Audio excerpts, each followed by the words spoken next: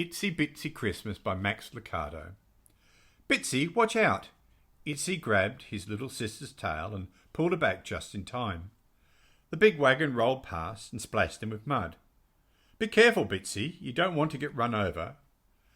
Bitsy jumped back and gulped. Her big eyes grew even wider. I've never seen Bethlehem so busy, she exclaimed. People everywhere. Wagons rolling, cows mooing, donkeys pulling, and camels. Do you know that camels spit? Bitsy stepped away from the camel nearest her. What is going on, Itsy? Follow me and I'll show you, the older mouse replied. Itsy took his sister's hand and they scampered to the top of the city wall. It is time to count all the people. Everyone has to go to their hometown and sign the big book. Bitsy looked around. This is a big day for Bethlehem. Big day indeed, said a deep voice behind them. Itsy and Bitsy turned. A donkey was talking to them. The mice were on the wall so they could see him face to face. Whoa, you're big, said Itsy. I've never seen inside the nose of a donkey, he added, peering inside the nostril. Ew, said Bitsy. Who are you? She asked the donkey. I'm Daniel, from a faraway town. Are you here to be counted? No, he said very slowly. I'm here because of the king. What? Haven't you heard? The king is coming to Bethlehem. But Bethlehem is an itsy-bitsy town, Bitsy explained. Why would a king come here? This king is special. He comes for everyone, big and small. Like us, Itsy asked. Like you. Bitsy turned, her whiskers bouncing. Itsy, we need to tell our friends. Yes, Itsy answered. They will want to know the king too. The mice dashed between the feet and hooves and rolling wheels of wagons and ran towards the stable. They scurried under the gate, up the stable post and onto their favourite rafter. From their spot high above the floor they could see all their friends. Ruthie the mama horse was the biggest. Rowdy the rooster was perched on the rail. 6 sheep were crowded in the corner. Charlie the cow grazed on some hay. And Grumpy the goat sulked in another corner. He never smiled. He was always mad at someone. Itsy cupped his hands over his mouth and squeaked, Okay, everyone, gather in. We need to talk. No one moved. Bitsy tried, We have big news. No response. Bitsy turned to Rowdy the rooster. Can you help us? Sure, replied Rowdy.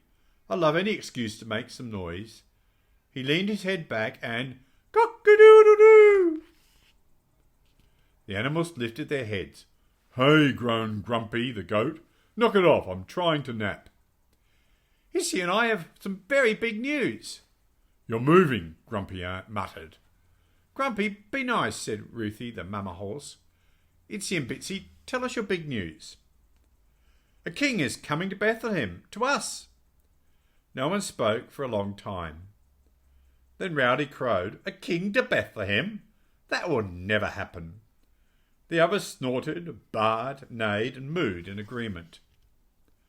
Kings come to important places, offered the sheep. And to important people, agreed Grumpy. Not to places like Bethlehem, or to mice like you.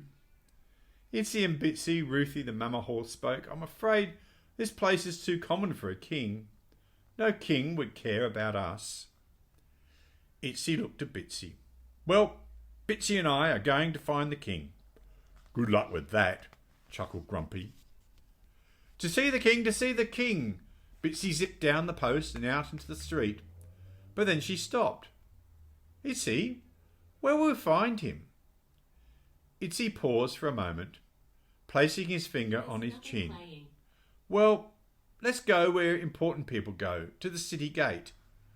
Off they went. The leaders of the town sat at the city gate making decisions. Bitsy spotted a wise owl sitting on top of the gate.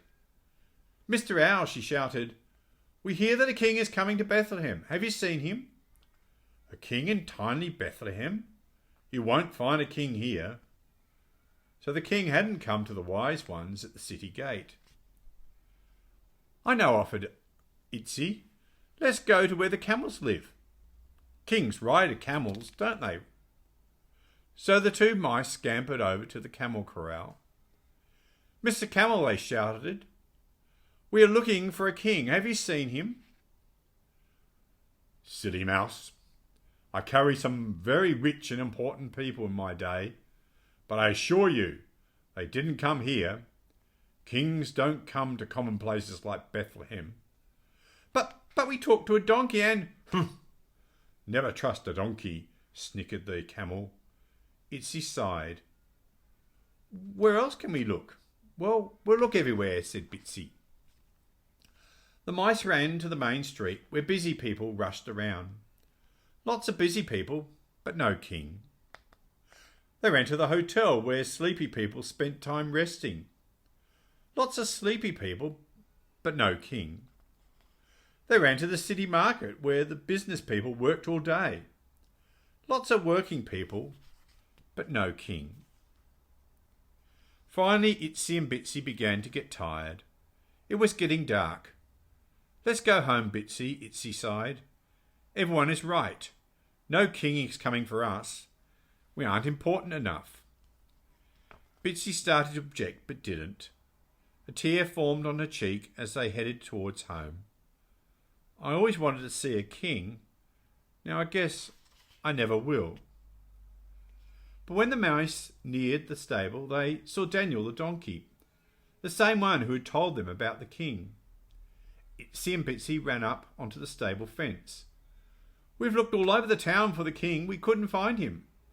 "Well," said the donkey in his low, slow voice, "you just did."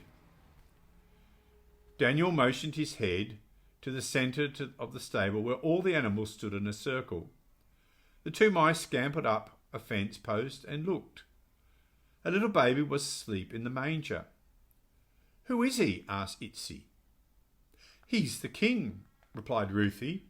"Just like you said, a king came to Bethlehem." "His name is Jesus," explained Daniel the donkey. "God sent him to love us, help us, and save us." "He came to me even though I laughed at you?" asked Rowdy the rooster. "For us, even though we doubted you?" asked the sheep. "And me, I can get cranky," admitted Grumpy. Daniel smiled and nodded his big head. "God sent Jesus for us all." "Who would have thought?" observed Itsy. "A king for everyone." A tiny tear of joy rolled all the way down Bitsy's nose. "He came," Bitsy said with a smile, "even for a little one like me."